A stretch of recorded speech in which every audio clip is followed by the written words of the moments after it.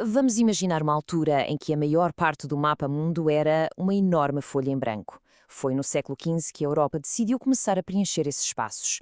Foi uma era de aventura, épica, em que nações inteiras olharam para o oceano e se perguntaram: o que é que está para lá daquela linha? Vamos perceber o que levou estas pessoas a arriscar absolutamente tudo para navegar rumo ao desconhecido. Para começar, um facto que parece mentira, mas é verdade. Nessa altura, especiarias que hoje são super comuns, como o cravinho, valiam, literalmente, mais do que o seu peso em ouro. Meio quilo de cravinho podia valer tanto como uma casa, era como temperar a comida com um tesouro. Então, a grande questão é esta. O que é que leva alguém a meter-se num barco de madeira e a navegar por um oceano que era um completo mistério? O que é que se pensava que havia lá? Monstros marinhos? O fim do mundo? Bem, a resposta é uma combinação muito poderosa de três coisas: tecnologia nova, uma sede gigante por riqueza e uma fé inabalável. Ok, vamos à primeira parte. Antes de se poder sonhar em encontrar novas terras, era preciso ter a tecnologia para lá chegar. E foram as invenções desta época que, basicamente, deram aos navegadores a chave para abrir a porta do resto do mundo. E a grande estrela da tecnologia da altura era a caravela. É quase como pensar nela como o smartphone dos navios. Era pequena e rápida, mas super resistente. Aguentava as piores tempestades em alto mar e, ao mesmo tempo, conseguia manobrar perto de costas que ninguém conhecia. Foi sem dúvida uma autêntica revolução. Claro que um bom barco não chegava se não se soubesse para onde ir. E é aqui que entra o kit do navegador. A bússola, claro, mostrava sempre para onde era o norte.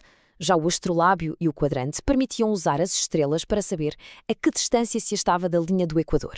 De repente, perder-se no meio do oceano deixou de ser um beco sem saída. Com a tecnologia resolvida, faltava a grande motivação. E a mais poderosa de todas era a fome de ouro.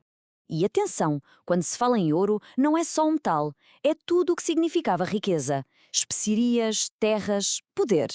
E aqui estava o grande segredo do negócio. Antes, as especiarias vinham por terra, passavam por dezenas de mãos e cada intermediário aumentava o preço, chegavam caríssimas. A ideia de gênio foi: e se fôssemos nós buscar as especiarias diretamente à fonte, por mar? Isto significava cortar os intermediários, encher os porões dos navios e ter lucros astronómicos. Esta forma de pensar tinha um nome: mercantilismo. A ideia era muito simples. O país mais rico era o mais poderoso. Era quase como um jogo entre nações. Quem tivesse mais ouro e prata nos cofres, ganhava. E com esse tesouro, claro, pagavam-se exércitos maiores e construíam-se reinos mais fortes. Mas a ambição não era só por dinheiro. Havia outra força, talvez ainda mais poderosa, a empurrar estes navios: a fé. Havia uma crença profunda de que existia uma missão divina para levar a sua religião a todos os cantos do planeta. Tanto os reis como a Igreja viam estas viagens como um dever sagrado. Acreditavam que era uma obrigação partilhar o cristianismo com todos os povos que encontrassem. E é por isso que em cada caravela, ao lado dos marinheiros e dos soldados, ia quase sempre um missionário. E a prova disso estava bem à vista de todos. As velas dos navios tinham cruzes gigantes pintadas. Era um símbolo da missão, sem dúvida, mas era também um pedido de proteção divina para as viagens que eram, claro, muito perigosas.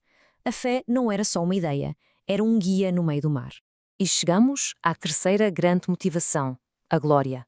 O desejo de ser famoso, de se tornar um herói e, claro, o orgulho de fazer do seu próprio país o mais poderoso do planeta. As recompensas para quem tinha sucesso eram inacreditáveis. Um explorador podia regressar e receber um título de nobre, ganhar terras enormes nas novas colónias e ter o seu nome escrito nos livros de história para sempre. Para muitos, era a única oportunidade de fugir a uma vida de pobreza e tornar-se alguém importante. Basicamente, tudo isto transformou-se numa autêntica corrida internacional. Portugal e Espanha, em particular, entraram numa competição feroz. Quem descobre mais, quem conquista mais território, quem constrói o maior império. O orgulho de cada nação estava em jogo.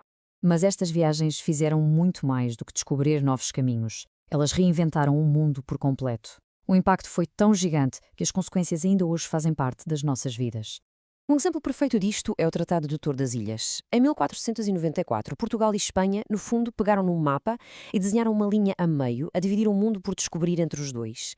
E é por causa desta linha imaginária, traçada há mais de 500 anos, que hoje se fala português no Brasil e espanhol em quase todo o resto da América do Sul. E depois aconteceu uma troca incrível de plantas e animais. Das Américas, o mundo recebeu o milho, a batata, o tomate e o chocolate. Da Europa chegaram às Américas os cavalos, o trigo, o café e a cana-de-açúcar. A comida que se come hoje em todo o planeta foi completamente transformada por esta troca. O resultado final de tudo isto foi o nascimento da primeira economia verdadeiramente global. Pela primeira vez na história, os oceanos deixaram de ser barreiras e tornaram-se as grandes autoestradas do comércio, a ligar todos os continentes e a criar um mercado único mundial. E isto deixa-nos com uma última pergunta, para pensarmos um pouco. Quando olhamos para a comida nos nossos pratos, para as línguas que falamos, para a forma como o mundo está todo ligado, será que o nosso mundo de hoje seria sequer imaginável sem estas viagens corajosas de há 500 anos?